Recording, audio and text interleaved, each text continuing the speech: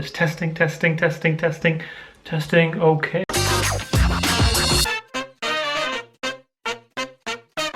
Wow. It's been a long time. I'm really sorry, guys. It took a lot of time for me to get back into the run of things. I was going to be doing this whole My Big Fat Muslim Wedding series, and it's supposed to be done in a short period of time, but you know, life. Anyway, the good news is I'm back, and I have a few videos lined up, and hopefully I can complete this whole series, and hopefully for you guys it'll be quite a good experience. Again, just to remind you guys, catch up on the previous 2 episodes first, so you can carry on in the right place, and then I'll take you through the next steps. I just want to reiterate some of the caveats again. Number 1, I'm not a scholar, I'm not an expert. And number 2, this is just my personal experience. People have lots of different experiences, people have lots of different cultures and lots of different ways of doing things. But this is just my sort of narrow, semi-narrow way of how to go about things. So now, you sort of focused in on someone who looks good on paper, right? So this is something which you think could be the one, potentially. Not always, because sometimes, you know, you're not really sure, and so you want to check it out anyway. Meeting someone for the first time. You've done the search, you filtered the results, like, you know, on Google, how you filter the results according to quality, I guess. And now you're set for the biggest drama, the biggest production, the biggest facade that you've ever really put. The way I'm going to talk about this is sort of both from a male and female perspective, so I'll try and keep it sort of general. I mean, God knows how many meetings I had before I actually got married. I mean, wow. Like, you're traveling all over the country. It's like a tour. Like, I could legit set up some sort of tour of my Rishta diaries. You know, Rishta Diaries 2007, Rishta Diaries 2008, so forth. And to be honest, this whole experience of meeting someone for the first time, it is really daunting. It is like the scariest things that you will ever attend. It's almost like an interview, right? I mean, you know, a lot of you guys probably been for university interviews, you've probably been for job interviews, so it pretty much is like an interview, but it's like the most crucial, most important interview you will ever attend in your life. Getting palpitations thinking about it. Some great memories. But if I'm honest with you, the more you practice, the more you sort of attend these Rishta meetings, the more you realize that it's kind of like a facade. Like, you put up a bit of a front, right? And that's just part of it. It's like how you're in an interview. You come off the best that you can. So whilst it's not like the most accurate science, it's not the most accurate thing to really go by when it comes to marriage, it's something to consider. So when someone comes across really confident, really like, wow, pretty impressive, you have to remember this is a front. This is something that people prepare for. They want to sell themselves in a non-dodgy way. But the more and more you attend these meetings, the more you realize this facade is pointless. You need to be who you are, because really that's the person who you're going to be in a marriage. That's who you're going to be. So it's really important to be yourself. And how you approach these marriage meetings really depends on who you are as a person. Some of you are a bit more shy, some of you probably a bit more outgoing. So you have to tailor it to yourself. Don't change to impress somebody else. Okay, so let's go right into it. It's a really awkward experience. I remember my first time. It was in a certain city of the United Kingdom. I won't say where, just in case that person is watching. It didn't work out. It was a really weird experience. I was going through a different phase in life. I was in university, you know, halfway through. And I wanted to sort of get married and settled earlier. And I remember on the way there, it was a couple of hours away from where I live. I think we had to spend the night before because it was like a lunch thing, and we've never really been there. So I remember I used to really be into my contact lenses, and I used to wear my contact lenses. I had forgotten my hair gel, I'd forgotten my contact lenses, and I was like, whoa man, I'm just not gonna look good for this at all. Yeah, I guess part of how you look is really important, and it's important not to overdo it, okay? So don't go in a suit or like your wedding outfit. Yeah, I know some of you probably do that. Calm down. No, I'd say something like smart casual. That's more like it. That's better, right? So go for something smart casual. And then I remember walking in, and it was really weird. Like, you walk in, and the first thing on your mind is the girl there? Because I haven't really seen her. Because this was the first one I went to. I never actually saw a picture of the girl, and that's always like a bit of a risk, because come on, that's important, right? That's important. I was constantly having a look out for this girl, and I couldn't see her anywhere, but I did see her brothers, and her brothers were there, and that's always a bit awkward, because like, you know why you're there, Everyone knows why you're there, but no one talks about it. Like, no one talks about the whole marriage element in the first meeting. It's so weird and it's so artificial. You're just sitting there making small talk. Hey, so the weather's nice, huh? Tough crowd. But no one actually talks about the purpose they're there for the first meeting anyway. And that's okay though. So when I was there, my first experience, I was there talking to the brothers, and I was thinking, am I gonna get to see this girl? Because, you know, I need to know if I'm attracted. And I was there looking at the brothers, and I was there like, And I was trying to put their faces together with the mother, because I saw the mother and the father. And in my head, all I was doing was some sort of puzzle, putting all their faces together and trying to figure out what the girl actually looks like. It's some sort of weird genetic mashup I was doing in my head, just to make sure that, you know, I hope she's attractive. I'm sorry, but that's the truth. So then I was figuring it out, I'm like, you know what, it's okay, I'll probably see the girl at some point. And believe it or not, I spent the whole first meeting speaking to the brothers, speaking to the father, speaking to the mother. But I didn't actually see the girl. I did not actually see the girl. What? Parents, come on. I mean, come on, you gotta make it happen, guys. Come on. I mean, these are two guys who are gonna spend the rest of their lives together. They gotta at least look at each other first. But, you know, I guess some families are a bit more conservative that way, and there's a lot of kind of protectiveness there.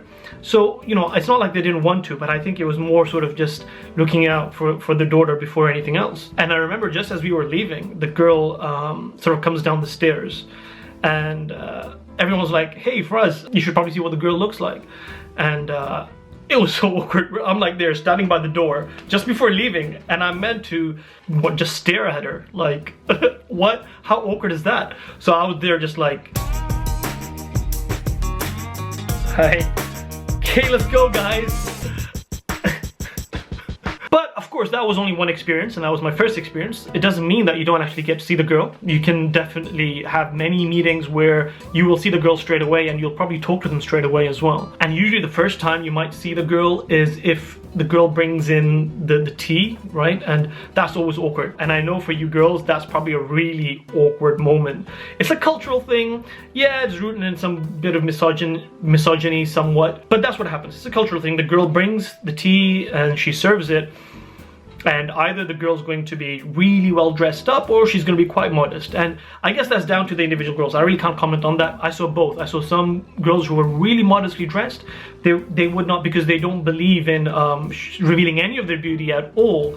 But some, they would dress up because they would sort of believe that it's important to see what they look like dressed up. So again, that's just down to your personal opinion and what you prefer. You know, I respected both. And it is important to see, because, you know, part of getting dressed up and doing your makeup and stuff, it is part of what girls do.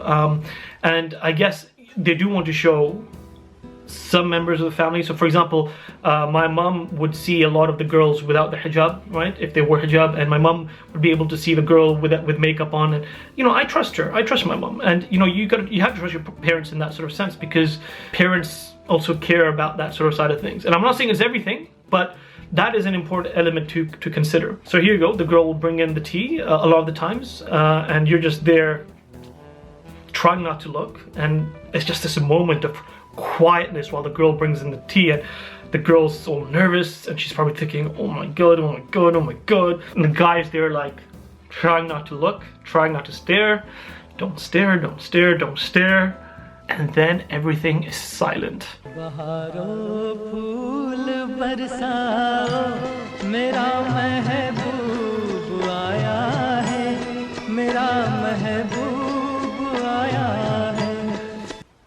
Like, one of the legit things I get scared about is not looking like a perv while checking out the girl while she comes out. If you're looking at them and you're like, no, I'm not feeling it, I'm just not, oh god damn. What? And if the girl's the same way, then you know that's a bad sign. Yes, look, for both guys and girls, it's important to know their personality as well, because that adds a massive amount of attraction. It does, it really does. I love you so much, I could squish you. I think she's trying to tell me something. Huh? The girls come in, she's giving you tea, and then she's probably sitting there, you're probably sitting there, and the parents are probably talking. And the parents will try and converse with each other. So my parents would talk to the girl, and her parents would talk to me. And it's really awkward. When the other spouse's parents are talking to you, it's always really awkward. You know, the question is how you come across, because there are parts even of ourselves that we don't show our own parents, and vice versa. So it is a bit of a nuanced discussion. And some parents can be awkward, and some parents can be pretty straightforward. So like, I've had parents who ask me straight up, you know, how much do you earn? They ask me straight up what my aspirations, what my goals are. And I've had parents who are just so awkward themselves, they don't say anything, and you're just there sitting in silence thinking, oh my god, someone bring some samosas or something so I can at least occupy myself by stuffing my face. God. But you know, during all these awkward silences when you're talking to each other, when you're talking to people, it's important to check out the environment that you're in. Like, for example, I mean, how do they live? What's your house like? And I'm not talking from a materialistic point of view, because, you know, people have different standards of living, different statuses. I'm not talking about that at all, and that might matter to you. For some people it does. Some people want to be living in a house where they have amazing furniture, they have amazing cars, whatever, and that's important to some people. So fine, if that's your thing, then look at that. And it's interesting. Look, I mean, there are little things that you can look at. For example, you might be someone, and I'm going to bring out a very, very simple point. Like, for example, you might be someone who doesn't believe in putting up pictures or putting up photos. You know, I don't put up photos. I try not to anyway. If you believe it's okay, that's fine. But if you see, you know, you go to a house and you see that they have that up, that just shows a little side of the family and the family sort of setup. If you see that they have, you know, you can see the movies on the shelves, you can learn a lot about them. You can learn a lot about what they like. They might have the TV on and you can see what sort of channels are on. And you can observe a lot just from observing the house and how they live. You know, even Islamically, we should sort of marry within the similar sort of understanding, similar sort of mindset. And that matters not just for the guy and girl, but for the families. Because, you know, I've already discussed how important it is for families to ideally be on the same level. It's not necessary, of course not. And, you know, because people get married to all sorts of different cultures and whatnot. I'm not talking about that. I'm talking more sort of way of thinking so that the understanding is there. So yeah, have a look around for clues. I mean, I just mentioned a couple of examples, but there are different ways to do that. Okay, so if you are lucky, you may get to speak to the girl first time. And that's always awkward. You've never done this before. This could be your first time. And you're thinking, wow, you know why you're here. I mean, there is so much going on in your head, like, wow, like from raging hormones to questions that you're dying to ask. So usually what happens is you're sitting in an open room where the parents can also see you, so it's sort of accessible, it's not closed off completely, and that's, you know, that's a nice way of doing it, and everyone differs in how they do that. And then you're just sitting there quietly, and the girl's thinking, is it awkward if I'm too bubbly? Should I be a bit reserved? Should I be a bit shy? And the guy's thinking, how should I open this conversation? I don't want to look desperate. I mean, what if I ask the wrong question? So, how many babies do you want, huh? Sorry. But here's the thing. Girls and guys, be yourself. I'm sorry, but we are past this whole thing where the girl has to be quiet and the girl should not really open the conversation or should not seem confident. Please, come on guys, you know, we don't live in that world anymore. That's the world of the past. You know, we're both confident genders and it doesn't matter who leads the conversation. The point is that you get along and you're happy with each other. So girls, it doesn't matter if you start off the conversation. It's fine. It's okay. It's an attractive quality. It's fine to be confident if that's who you are. But of course, you might also be someone who's reserved, someone who's shy. That is also an attractive quality. It just depends who you are. The point I'm trying to get at is be yourself and don't worry about what the other person expects you to be like. Just do you. And it's okay to be yourself a little bit. You don't have to necessarily cut to the chase. Be who you are. It's okay to start off with a joke, for example. You know, I mean, a lot of times I'd be like, well, this is awkward. You know, I think it's important that we get to know each other and make it natural, make it relaxed, and put each other at ease. You're gonna spend the rest of your life with this person.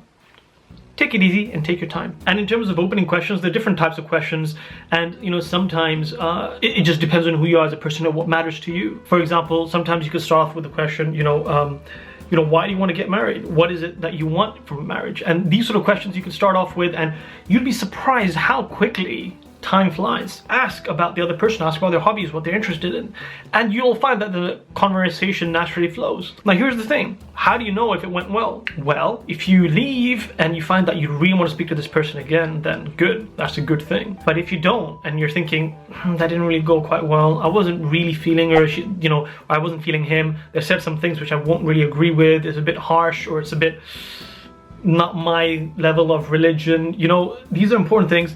And it depends how you feel like. If you leave the place and you're like, you know what, I need to speak more with this girl or this guy, then you're on to a winner potentially, you know, that's good.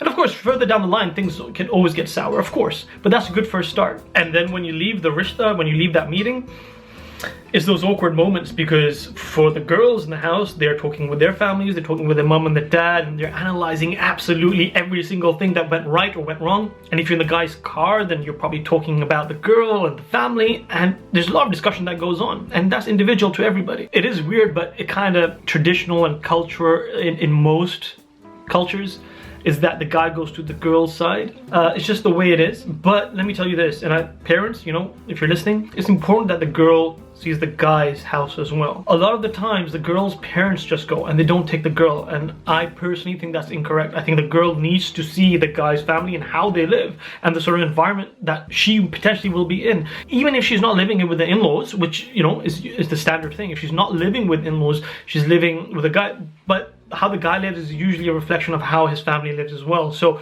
it is a good thing for the girl to do that as well. You will have so many meetings. If it works, it works. If it doesn't, it's like the most awkward thing ever when you meet that family in public. I mean, it's so funny. I've had so many potential meetings and proposals and some that I occasionally come across now and again. And it's just awkward because you can't know what went down, and you're just like, hey, salams. You'll ignore them till resurrection, pretty much. You'll be in so many meetings that you will just end up eating so many fried food and having so many cups of tea that you'll be fattened up and caffeinated till the day of judgment. That's just part of it. So if you're ever hungry and want tea, go for a proposal, you know, just ring them up and say, hey, we're interested and we're coming over, and free food, boom. I'm only kidding. Don't do that.